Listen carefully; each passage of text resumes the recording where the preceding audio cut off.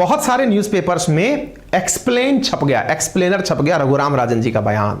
Explain what is Hindu rate of growth and why Raghuram Rajan remark may be pre mature. ये pre mature क्यों हो सकता है? अखबारों ने ही लिख दिया कि इन्होंने थोड़ी जल्दबाजी कर दी ये लाइन बोलने में, थोड़ा वेट करना चाहिए था। इंडियन एक्सप्रेस लिखता है explain speaking is India reverting to Hindu rate of growth. क्या हम वापस हिंदू रेट ऑफ ग्रोथ की तरफ जा रहे हैं? न्यूज छपती है द हिंदू में, India is dangerously close to Hindu rate of growth से रघुराम राजन। रघुराम राजन ने जो कहा, अब भाई साहब इतनी सारी जब न्यूज छपती हैं तो ऐसा लगता है यार वाकई में मतलब कुछ तो गड़बड़ हो रही है, कुछ गड़बड़ हो रही है। तो हम आपसे यही कहेंगे कि आप इस खबर को थोड़ा विस्तार से समझें तो बढ़िया होगा, क्योंकि इन्होंने जितना अच्छे से कहा ऐसा थोड़ी है। रघुराम राजन जी केवल इकलौते इंडिया के अर्थशास्त्री हैं। अगेन, क्या ऐसा थोड़ी है कि देश के अंदर जो और अर्थशास्त्री बैठे हैं वो ये मान लेंगे कि इन्होंने कहा है तो सही है? ऐसा थोड़ी है कि भारत की एजेंसीज पहले ही बार में इनकी बात को स्वीकार कर लेंगी। ठीक है, इसी वजह से एसबीआई ने क्या कहा है, इल कंसीव्ड एंड बायस्ड, मतलब गलत धारणा के साथ और पक्षपात पूर्ण तरीके से रघुराम राजन जी का यह बयान आया है। यह एसबीआई ने बोला है। इसका मतलब यह हुआ कि एसबीआई ने इनको तुरंत रिवर्ट करते हुए कहा है, सर जी संभल के, आप भावनाओं में बहकर और पक्षपात पूर्ण तरीके से निर्णय दे रहे हैं। यह लाइन बरगलाने जैसी हो सकती है। आप पूछेंगे क्या है कहानी, होता क्या है ये हिंदू रेट ऑफ ग्रोथ, क्यों लिया जाता है इसका, क्या पहले भी कभी ऐसा हुआ है क्या, एसबीआई क्या कह रही है, सारी बातें बताएंगे। लेकिन इससे पहले हिंदू विकास दर पर रघुराम राजन जी क्या सोचते हैं ये आपको बताएंगे, और उसके साथ साथ क्यों उन्होंने कहा है ये भी बताएंगे। हाल ही में मेरे प्यारे साथियों, एनएसओ यानी कि राष्ट्रीय सांख्यिकी कार्यालय द्वारा राष्ट्रीय आय के नवीनतम अनुमान से पता चला है कि भारत की जो तीसरे क्वार्टर की जो इनकम आई है वो धीरे नीचे की तरफ जा रही है, बढ़ नहीं रही है। चिंताजनक बताया गया है। तिमाही में जो वृद्धि हुई है उसमें क्रमिक मंदी दर्ज की गई है, ऐसा अनुमान लगा है। जो एसबीआई ने बोला उसके पीछे इस लाइन का बहुत बड़ा महत्व है। क्या? बायस्ड। क्यों? क्योंकि रघुराम राजन जी को अक्सर कांग्रेस से लिंक करके देखा जाता रहा है।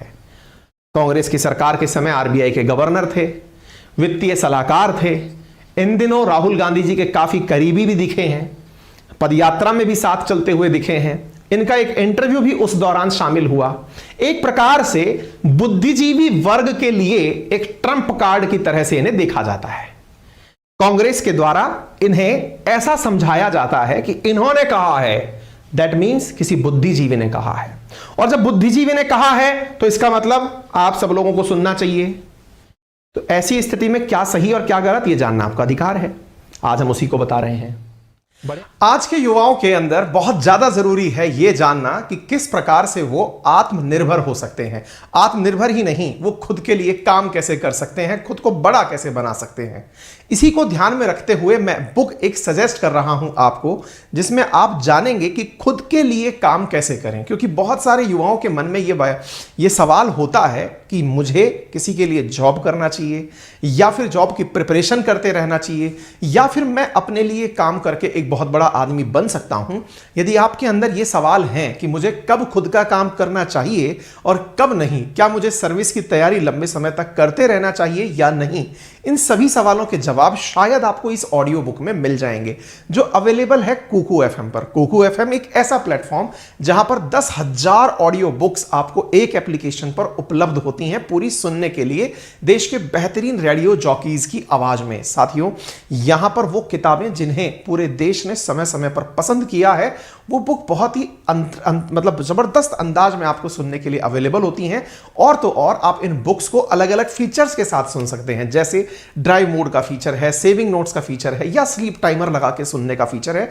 आप इन फीचर्स के साथ इसे सुन सकते हैं। चूंकि फिलहाल होली का अभी पिछले वो चल ही रहा है, होली का महोत्सव का एक तरह से क्रम चल रहा है, इसी तरह में यहां आपको होली के अवसर पर एक रेफरल कोड दिया जा रहा है, दैट इज होली 60, जिसका यूज करके आप यदि कुकू एफएम को प्ले स्टोर से डाउनलोड करते हैं, जो मैंने लिंक कमेंट बॉक्स में दिया है, वहां से अगर आप डाउनलोड करते हैं तो आपको 99 रुपीज पर मंथ का सब्सक्रिप्शन होली 60 लगाने पर मात्र 39 रुपीज में प्राप्त हो जाता है। मतलब यह है कि जो 10,000 किताबें आपको सुननी है पूरे महीने भर के लिए, वो होली 60 कोड लगाने पर आपको मात्र 39 रुपीज में अवेलेबल हो जाती हैं। लिंक कमेंट बॉक्स में दिया गया है, इस बुक को जरूर सुने और अपना रिव्यू जरूर बताएं। इतना ही नहीं, एक और जानकारी मैं आपको देना चाहूंगा, यहां पर आप बहुत सी मोटिवेशनल किताबें भी सुन सकते हैं, वो भी सेम प्राइस पर। बढ़े आगे, चलिए आगे चलते हैं। तो साहब कौन है रघुराम राजन जी, पहले इनके बारे में जान लीजिए। जब डॉक्टर मनमोहन सिंह जी ने प्रधानमंत्री पदभार संभाला, तब राजन एक मानद आर्थिक सलाहकार के रूप में नियुक्त किए गए, जबकि मनमोहन सिंह जी खुद भारत के एक गवर्नर थे, पूर्व गवर्नर थे, आरबीआई के गवर्नर रह चुके थे। लेकिन जब आप पीएम बने तो उन्होंने भी अपना सलाहकार रघुराम राजन जी को रखा। 10 अगस्त 2012 को राजन को भारत के वित्त मंत्रालय के अंदर मुख्य आर्थिक सलाहकार के रूप में नियुक्त किया गया। ये सरकारें कांग्रेस की सरकारें हैं, जो बायस्ड शब्द यूज किया गया उसके पीछे का मैं आधार बता रहा हूं। 2012-13 में भारत का आर्थिक सर्वेक्षण, इकोनॉमिक सर्वे, जो कि ऑब्वियस सी बात है सलाहकार के द्वारा नियुक्त किया जाता है, इन्होंने तैयार किया था। और उस समय जो बात इन्होंने कही थी वही बात इन्होंने फिर से दोहराई है। Once he urged the government to reduce spending and subsidies। अगर इनकी बातों को कोट कर दिया जाए तो ये वो व्यक्ति हैं जिन्होंने सरकार से कहा था कि सरकार को अपने खर्चे घटाने चाहिए और जो सब्सिडी देते हैं उन सब्सिडी पर रोक लगानी चाहिए। अब आप पूछेंगे सब्सिडी पर रोक लगानी चाहिए, कौन सी सब्सिडी? अरे वही सब्सिडी जो दी जाती है पेट्रोल पर, डीजल पर, गैस पर, फर्टिलाइजर पर, किसानों को, उन सब सब्सिडियों पर। सर आप गलत बोल रहे हैं, पेट्रोल डीजल के ऊपर से सब्सिडी हट चुकी हैं। हमने कहा ठीक है, जिस समय ये थे उस समय थी। इन्होंने कहा था कि सब्सिडी हट जानी चाहिए, सरकारों ने हटा भी दी है। फर्टिलाइजर, किसान सब्सिडी, एमएसपी सब्सिडी हट जानी चाहिए, ऐसा ये मानते हैं। And recommended the redirection of Indian from agriculture to service and skilled manufacturing sector. इन्होंने दो बातें कही थी जब ये उस समय हुआ करते थे आर्थिक सर्वेक्षण के समय। इन्होंने दो बातें क्या कही थी? नंबर 1, भारत को चाहिए कि वो सब्सिडियों पर पैसा ना दे। सब्सिडी का अर्थ समझ रहे हैं आप? आपको माल असल में पड़ता है 1500 रुपए का, लेकिन सरकार उसमें 500 रुपए अपनी जेब से मिलाकर आपको उसे 1000 में ही दिलवा दे, तो ये जो 500 रुपए सरकार ने अपनी जेब से डाले इसे सब्सिडी कहते हैं। आप पूछेंगे ऐसा होता है क्या कहीं? क्यों नहीं होता? फर्टिलाइजर के केस में यही तो होता है। फर्टिलाइजर्स जो होते हैं उनमें यही तो होता है, सब्सिडी आपको दी जाती है, एमएसपी में सब्सिडी आपको दी जाती है। समझ में आ रहा है? इसके साथ साथ इन्होंने एक बात और कही थी उसी समय पर, और वो क्या थी कि भारत को एग्रीकल्चर सेक्टर से सर्विस सेक्टर में मूव हो जाना चाहिए, यानी कृषि प्रधानता से सर्विस इंडस्ट्री की तरफ चले जाना चाहिए और स्किल्ड लेबर की तरफ चले जाना चाहिए। ठीक है, तभी तो इंडिया के अंदर स्किल डेवलपमेंट के लिए स्किल इंडिया मिशन चल रहा है। तभी तो इंडिया के अंदर सर्विस सेक्टर ग्रो कर रहा है। इन्होंने 2012 में ये लाइन कही थी। फिलहाल जब ये वापस सुर्खियों में आए हैं, थोड़ी सी जानकारी और जान लें। 6 अगस्त 2013 को इन्हें आरबीआई का गवर्नर नियुक्त किया गया था। 2016 में इन्हें दुनिया के 100 सबसे प्रभावशाली लोगों की सूची में नामित किया गया था टाइम्स मैगजीन के द्वारा। ये हैं रघुराम राजन। हाल ही में ये चर्चा में क्यों आए हैं? हाल ही में ये चर्चा में इसलिए आए हैं क्योंकि एक रिजल्ट प्रकाशित हुआ है जो कि तीसरे क्वार्टर का है कि भारत के अंदर जो ग्रोथ है वो 4.4 के आसपास है। जो तीसरी तिमाही की ग्रोथ का डेटा है वो 4.4% के आसपास निकलकर आया है। इस डेटा से इन्हें आपत्ति है। इन्होंने कहा ये जो भारत की ग्रोथ रेट देख रहे हो तीसरी तिमाही के अंदर, ये देखकर ऐसा लगता है कि भारत वापस हिंदू ग्रोथ रेट के नजदीक जा रहा है। तो सवाल बना, हिंदू ग्रोथ रेट भी क्या इसके आसपास थी? तो ये हिंदू ग्रोथ रेट थी क्या? अब मैं आपको थोड़ा सा इसके बारे में बताता हूं, लेकिन इसके बारे में आप जाने उससे पहले मैं आपको थोड़ी सी जानकारी और देना चाहूंगा। मैं लेकर तो आया था, मैं आपको पहले एक जानकारी और देता हूं, फिर हम आएंगे इस बात पर। इसको समझने से पूर्व आपको थोड़ी बेसिक जानकारी और दी जाती है। मेरे प्यारे साथियों, भारत में जनगणना दशक के आधार पर होती है, हर 10 साल में होती है। 10 साल की जनगणना में 1901 का आंकड़ा आपके सामने है। 1901, 1911, हर 10 साल के आंकड़े आपके सामने हैं। 10 साल के आंकड़े में आप देश की आजादी के समय का समय देखें। 1941 के बाद 1947 में देश आजाद हुआ। आप यहां तक देखें कि 10 साल में भारत की जनसंख्या कितना बढ़ा करती थी। 1901 तक नहीं बढ़ी, 1911 में 5.8% बढ़ी, 10 साल के अंदर 5.8%, यानी प्रतिवर्ष 0.5%, प्रतिवर्ष नीचे ही चली गई। यहां पर 1%, मतलब 11% है, 10 का भाग दे लो, 1.1%। 1941 में, मतलब दशकीय वृद्धि का मतलब समझ लो, 10 साल के अंदर ग्रोथ है ये, 10 साल। अब इनमें 10 का भाग दे लो आप, एक वर्ष के अंदर 1.1, एक वर्ष के अंदर 1.4, एक वर्ष के अंदर 1.33, एक वर्ष के अंदर 2.16, एक वर्ष के अंदर 2.48, एक वर्ष के अंदर 2.47, एक वर्ष के अंदर 2.39, एक वर्ष के अंदर 2.15, एक वर्ष के अंदर 1.76। समझ गए? जनसंख्या में वृद्धि का जो दशकीय आंकड़ा है, जनसंख्या 10 साल में जितनी बढ़ी उसको डिवाइड कर दिया। किससे डिवाइड कर दिया? 10 से। एक साल का आंकड़ा आ गया। जीडीपी भी एक साल की ग्रोथ पे देखी जाती है। देश जब आजाद हुआ उस साल हमारी जनसंख्या वृद्धि थी 1.4% के हिसाब से प्रति वर्ष। उससे 51 में जो आंकड़ा था वो भी 1.3 के आसपास था। लेकिन उसके बाद हमारी जनसंख्या ने जो रेट पकड़ी, देखो वो जस्ट डबल है। मतलब जहां हम 1.3 से बढ़ रहे थे, हम 2.4 से बढ़ना शुरू हुए। हमारी जनसंख्या में प्रतिवर्ष की जो वृद्धि दर है वो कितना तेज हो गई वो आपको दिखनी चाहिए। यह हिंदुस्तान की बढ़ती हुई जनसंख्या थी।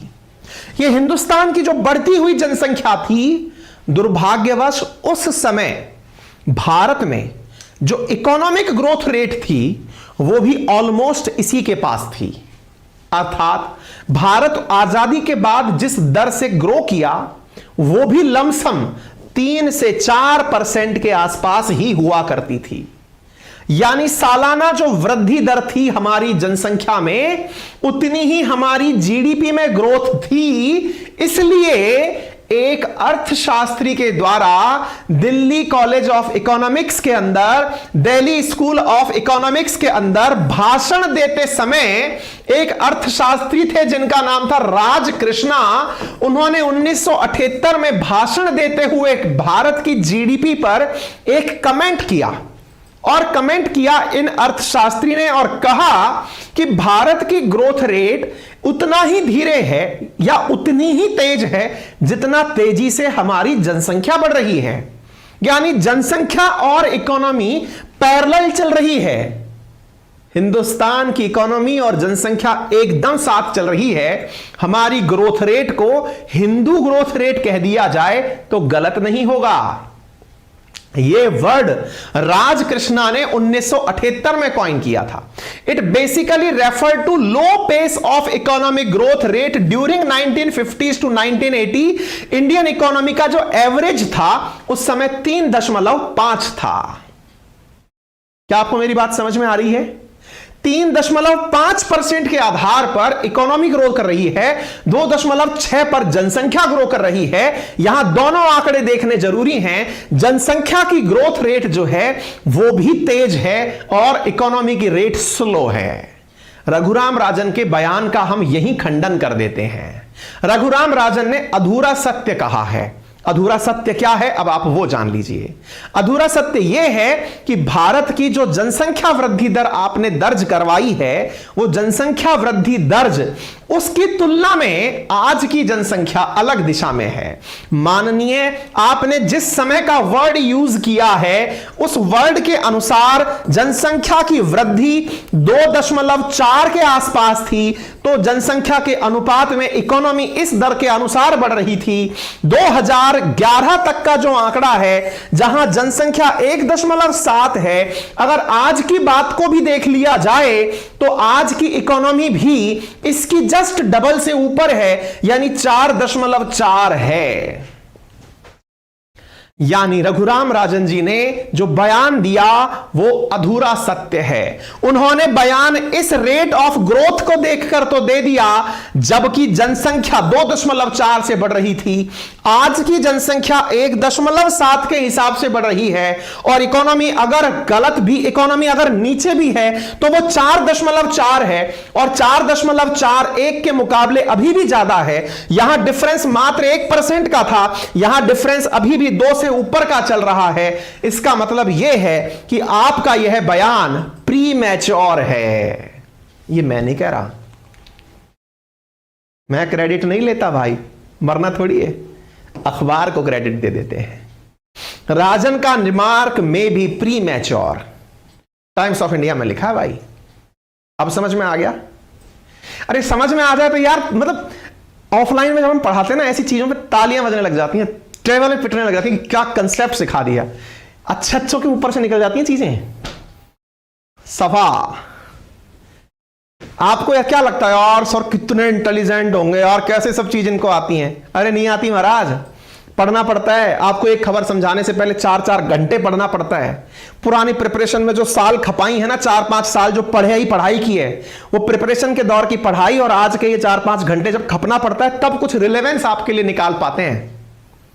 हम कोई बहुत ज्यादा ज्ञाता नहीं है गुरु, तैयारी किए हैं, सिविल सर्विसेज के एग्जाम पास किए हैं, तो जो तैयारी का नॉलेज है वो और आज की जो खबरें हैं वो, इन्हें एक साथ जोड़कर मेहनत करके बैठते हैं, तब आपको आसान भाषा में 15 मिनट में ये बात समझा पाते हैं।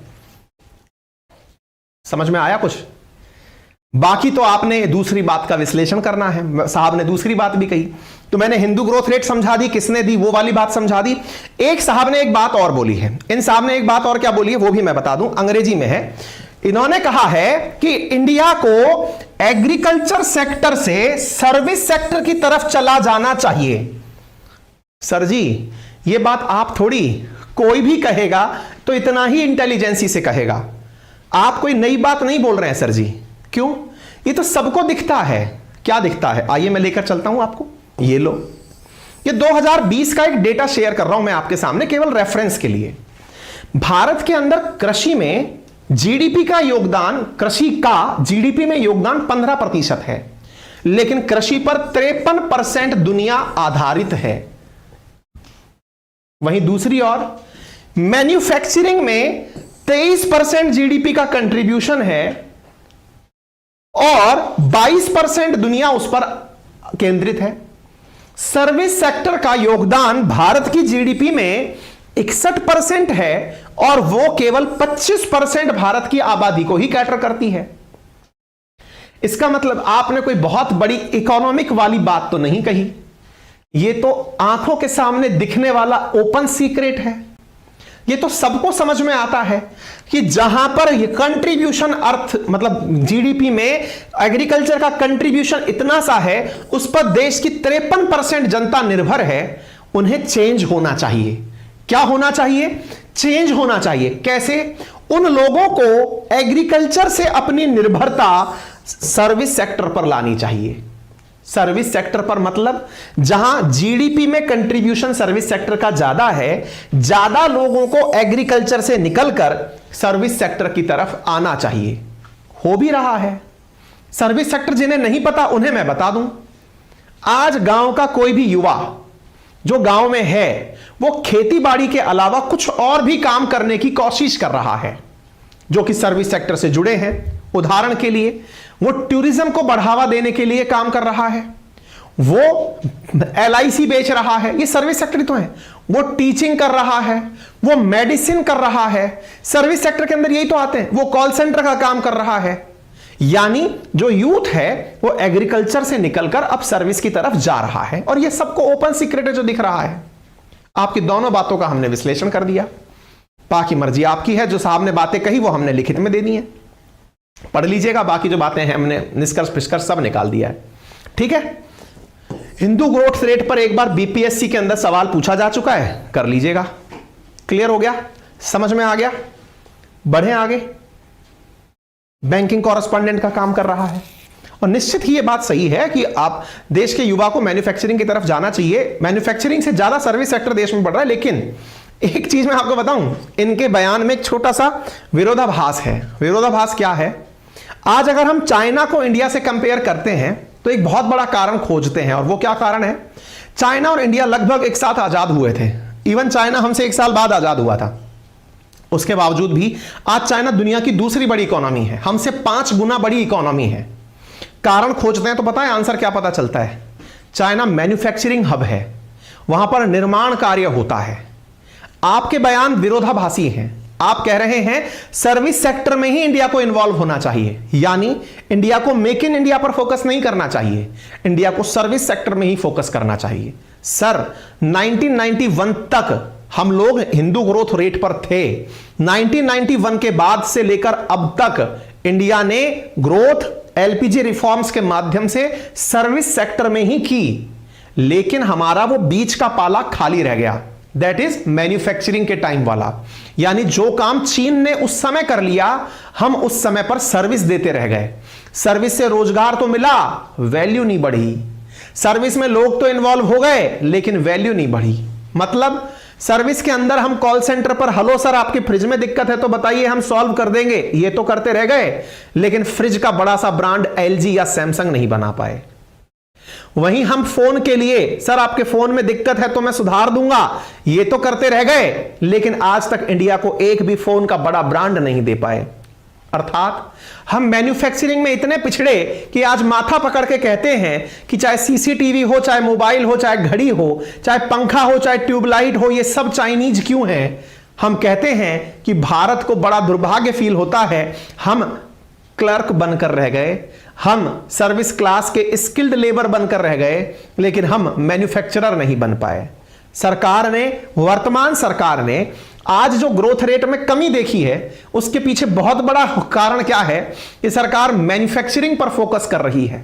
मैन्युफैक्चरिंग पर फोकस कर रही का अर्थ हुआ कि सरकार मेक इन इंडिया को प्रोत्साहन देने के लिए टारगेट रख रही है कि 2025 तक हम डिफेंस में इतने बिलियन डॉलर का एक्सपोर्ट करेंगे, हम कंपनियों को अपने यहां बुलाएंगे। साथियों, मैन्युफैक्चरिंग को बढ़ावा देना, चीजों का निर्माण करना, आपको इस बात से केवल अंदाजा हो जाना चाहिए, जिस मोबाइल फोन के लिए हम लोग ये सोचते थे कि हम मोबाइल फोन के सर्विस क्लास सेक्टर बन के रह जाएंगे, भारत ने 2014 से लेकर अब तक, जब से सर्विस से मेक इन इंडिया पर फोकस किया गया है, इतने में ही 8 गुना वैल्यू के मोबाइल एक्सपोर्ट किए हैं। दैट मींस अब भारत के अंदर एप्पल भी बनता है तो चाइनीज मोबाइल भी इंडिया में ही बनते हैं, और इंडिया में बन रहे मोबाइलों को फिलहाल भारत के ही लेबर, श्रमिक के रूप में काम करके मेक इन इंडिया के तहत बना रहे हैं। अभी भी एक चीज बाकी है, और वो क्या है? हम अपना ब्रांड बनाएं। हम अभी भी सर्विस सेक्टर की तरह, लेबर की तरह मैन्युफैक्चरिंग में काम करके रोजगार के अवसर तो बढ़ाने पर फोकस कर रहे हैं, लेकिन हम अपना ब्रांड अभी तक नहीं बना पा रहे हैं। इंडिया को चाहिए कि इंडिया मेक इन इंडिया नहीं, मेड इन इंडिया पर फोकस करे। जो चीज इनिशिएट ही इंडिया से हुई हो, इंडियन ओरिजिन की हो, उनको प्रोत्साहन देने का कार्य किया जाए। हालांकि वसुधैव कुटुंबकम की दुनिया में यह चीज इतना आसान नहीं है, लेकिन फिर भी विचार किया जा सकता है।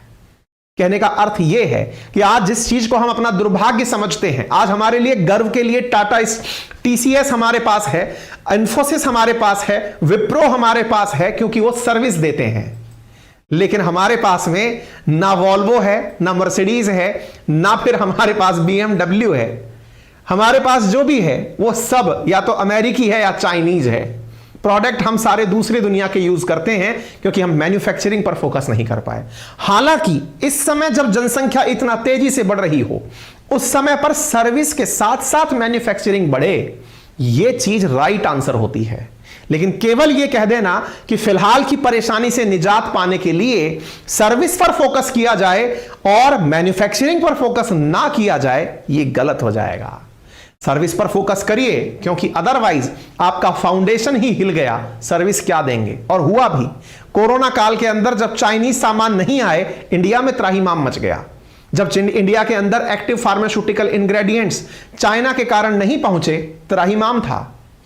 इंडिया को हाथों हाथ अपने यहां पर ही कोरोना किट बनानी पड़ी, मैन्युफैक्चरिंग हब बनना पड़ेगा। ठीक है। हालांकि इसको करते करते ग्रोथ रेट धीरे होती है। ग्रोथ रेट धीरे क्यों होती है? क्योंकि मकान बनने में टाइम लगता है, लेकिन मकान में किसी को रहने के लिए बुलाना अगर आपको हो तो वो बहुत 1-2 दिन का काम होता है। मकान बनने में 1.5 से 2 साल लगता है। मैन्युफैक्चरिंग टाइम लेती है, सर्विस तुरंत होती है। सर्विस कितनी आसान है, मैंने एक कंपनी छोड़ी, दूसरे दिन खड़ी कर दी अपनी, कि लो भाई अपनी हो गई, सर्विस है। लेकिन अगर मैं यही कह देता कि मैंने एक मकान तोड़ा, दूसरा मकान बनाया, 1.5-2 साल लग जाते। समझ गए? खैर, आर्ग्यूमेंट है, अर्थशास्त्री हैं, हम सम्मान करते हैं इनका, सबके व्यू पॉइंट हो सकते हैं। मेरा छोटा सा ज्ञान है, लेकिन उस ज्ञान को भी आपको पता हो तो ज्यादा सही रहेगा। तो अभी जाइए, डाउनलोड करिए Kuku FM, link comment box में दिया गया है। यूज कोड होली60। अधिक सहायता के लिए आप हमारी टेक्निकल टीम को इन नंबर्स पर कॉल कर सकते हैं, जो आपके लिए सुबह 8 से रात 8 बजे तक उपलब्ध हैं। Thank you so much. अपना ख्याल रखें, बड़ों का सम्मान करें, छोटों को प्यार दें, अपना व्यक्तित्व इस प्रकार से विकसित करें कि महिलाएं आपके साथ सुरक्षित और सम्मानित महसूस करें। धन्यवाद।